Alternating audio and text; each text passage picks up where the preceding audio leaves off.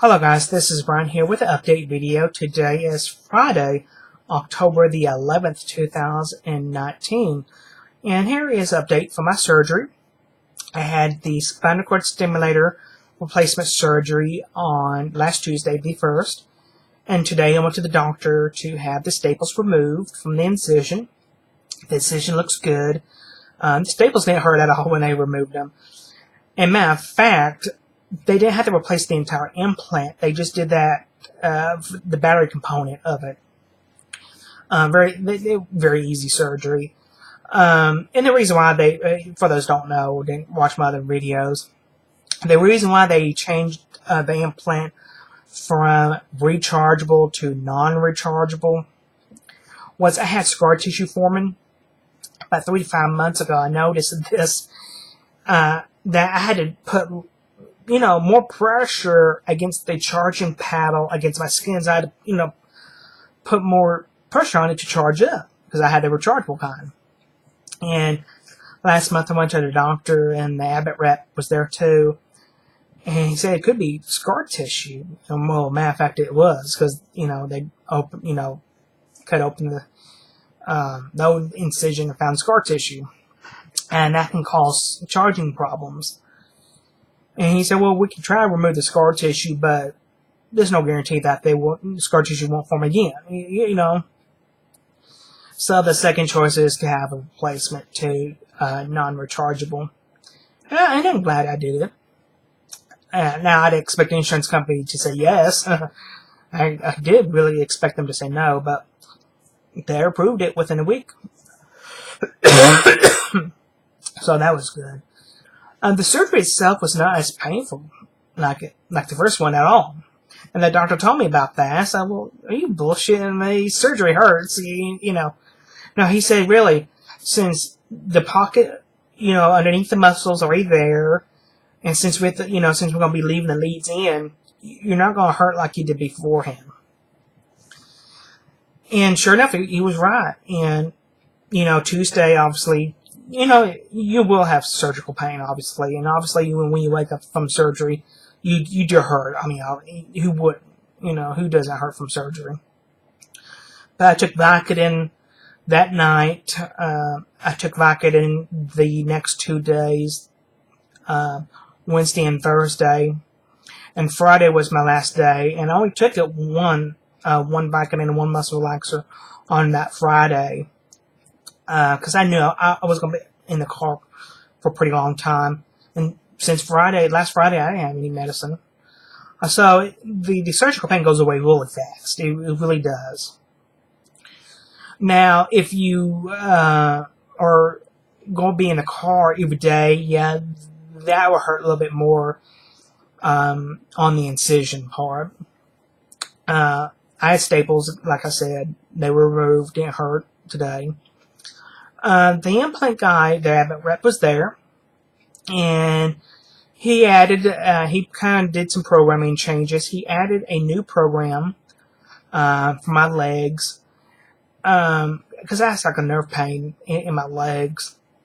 And the program that he added, I had the ability to adjust the intensity in each leg or both at the same time. Usually my left leg is the worst for the sciatic nerve pain. Even once in a while the right one will act up. But really the left really does bother me more. So I can turn the left only on, or I can turn the right on, or I can turn both on. And if I do both, I can have the implant to do more intensity on the left and have it very low on the right, or vice versa, or both. I can adjust the levels of each leg, or I can make them even. So that's pretty cool. So basically, that's really, I think the only no, he made another program change on the other program. He named it Test Program. I guess they're able to name it where they want to, like 1, 2, or 3, or Test. And a Test one, I had this on the other controller, but on the Test is where I can feel the pulses, maybe, and I can leave it on for 5 minutes, up to 30 minutes if I want to. Because they say if you're in severe pain, And if you feel the pulse, don't feel the pulses to the point it hurts or anything like that. But, you could adjust the intensity if you want to, have the ability to adjust the intensity. If you do that pulsing for a couple minutes, then that will help you. It will make you feel a little bit better. But he fixed it where I'm able to adjust the cycles of it. Like it would do it for 1 minute on and 3 minutes off, or vice versa, or where the thing says. So he enabled that. So far I'm very happy with it. Works perfectly fine. I'll leave it on the same strength level, which is number 15. But he said that this one setting is turned off where if I turn it up to 25, I still don't feel the pulses. He turned that off for the normal programming.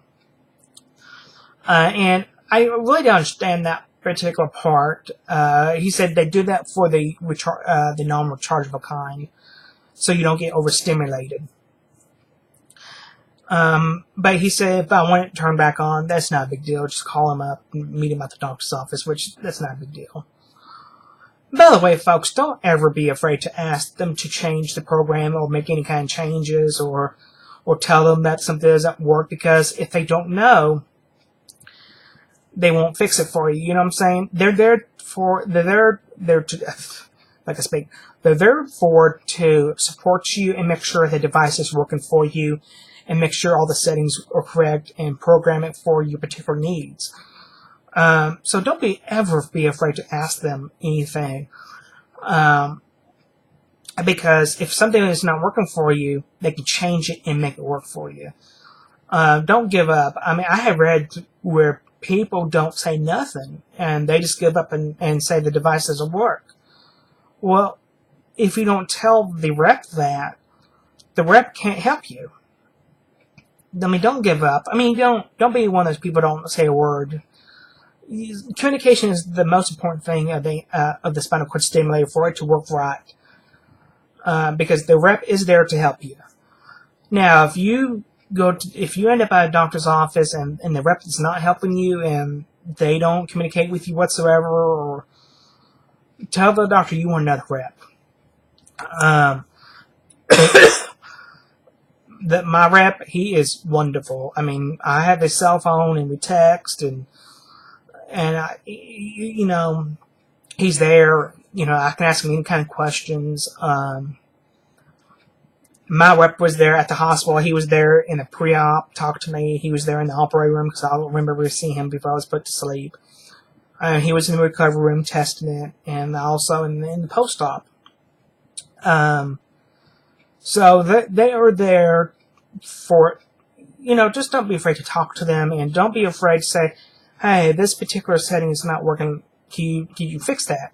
Because they are there to fix things, and they are there for it. They have a computer. They can make this thing do all kinds of different things and different settings and different strengths and all of that. And things like that. So don't be afraid to reach out to your rep. That's what they're there for. They don't get any compensation from the doctor's office. I don't pay a copay to the rep. I don't pay no money to the rep. I guess how it works is, just like a pacemaker, when the hospital when the hospital buys it from the device company, that's how they get paid. The rep, when the hospital buys it from the company, because it's on the hospital bill when they bill the insurance company. But there's no charge for him to fix this or program it at all. So there's no financial transactions or anything like that. Oh, he did find me a case. I may have misunderstood him because I was really drunk. He said I was really out of it when he was talking to me at the hospital last week. They don't give these out to patients really. But he found one for me because I did bring back my other case that had my controller and the charger. He said since I was nice enough to do that, he was able to snatch one of these up for me. And this is what the carrying case. It's just like the trial. As a matter of fact, it says to return, but this is mine to keep. But I did find this at the Dollar Tree. I think these are Apple iPod Touch. That's what the controller looks like. I changed the screen.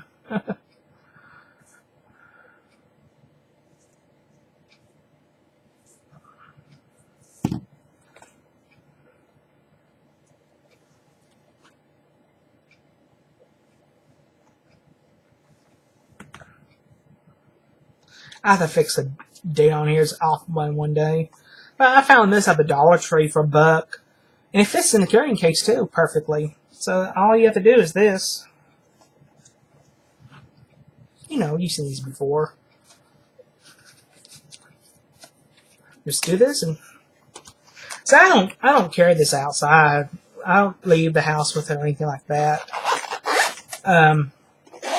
But I'm happy with it. I'm glad I did have the replacement done. The doctor did say when there was lost scar tissue, it's just one of those things that just happens. So I'm glad I had this done. And the insurance did pay 100% for it. Other than that, I'll go back to work on Tuesday since Monday was a holiday. Would have gone back to work earlier in the week, but the doctor was out of town. But the surgery itself was just not as painful like the implant because they let the leads in and they just had to change out the battery component of the implant. The main component was the left. I should get a new ID card from Abbott. The guy said it can take up to a month for me to get it. And the ID card has the serial numbers for the implant and the leads, and tells you the information about the MRI and things like that. So I'm really happy with it. The only regret I have with the whole entire implant experience was I did not do this sooner in 2018 when the spine doctor suggested it. I kind of blew it off and didn't take it seriously because, ultimately, if this didn't work, a lumbar fusion, and ultimately that is the last treatment option available for me for my particular back problem. So lumbar fusion. Until I really got into doing research about the lumbar fusion, and it's hell. And that was my only regret, that I just didn't do this sooner. So actually, this month would have been a full year since I had a spinal cord stimulator implanted. And it works perfectly fine for me. No problems with it except that scar tissue. And that scar tissue thing about not put more pressure on the charging paddle against my skin, that was just a minor problem. It wasn't really a catastrophic problem or anything like that. I mean, life would have gone on. So, I mean, if the insurance company said no to this, life will go on. So, it wasn't really, life or death or anything like that, obviously. But glad I had it done. I'm very happy with it. And you gotta remember the stimulator is not designed to give you pain relief 24 hours a day. I mean, it's not going to give you 100% relief at 100% of the time. You will have good days and you have bad days. And also, he said that I asked him about, I leave it on 24 hours a day, 7 days a week since it's been implanted. I don't turn it off when I go to bed. Do people turn it off or not? He said, well, some people do turn it off, and some people leave it on. Majority of the people just leave it on. He said, in reality, that really doesn't make a difference in the battery life. Maybe extends it maybe a year if you turn it off every night. But in big scheme of things, it really doesn't make a difference. Maybe just a year. Now, he did say if you leave it on the highest intensity for weeks to months on end every day, yes, the battery will go dead faster than normally. So don't leave it on the highest intensity level there is in the machine. That will make the battery life shorter. So I just keep it on around 15. More activity I do, maybe bump it up to maybe 18, around there somewhere. But it works perfectly fine for me. If you do have any questions or comments, please post them below. Talk to y'all later.